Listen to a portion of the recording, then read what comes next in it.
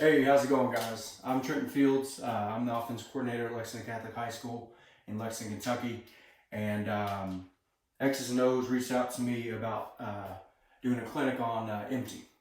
So what I'm going to do today is kind of dive in on how to use 3x2, possibly some 4x1 and some motioning stuff at the end. But I'm really going to focus most of this clinic on 3x2 and how to utilize 5 wide receivers at the same time. Now, a lot of times I'll watch these videos and then, I'm like, oh, I really like that stuff. It's good stuff. And you watch the film of the videos and you're like, holy crap, they've got a hell of a quarterback. So I'm going to come out and say at the beginning, our quarterback the past 4 years, he's a Power 5 guy.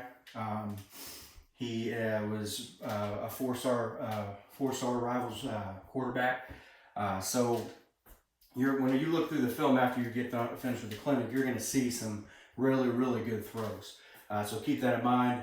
Also, keep in mind that, it's not just the quarterback. A lot of what you do in 3x2, what you do in empty, is based off what the defense aligns to you. Okay, so understand we do have a hell of a quarterback, but the reality is the formation, how you position yourself, how do you utilize space, is really the advantage to the offense, no matter who you have at quarterback. Now, some of the stuff you might not be able to do. You have to have a good guy to take shots down the field and really force the ball down the field. But you can use empty to attack pretty much everyone on the field. So you might, take some of the quick game. You might take some of the screens. You might take some of the shots. Okay. In an ideal world, you take it all.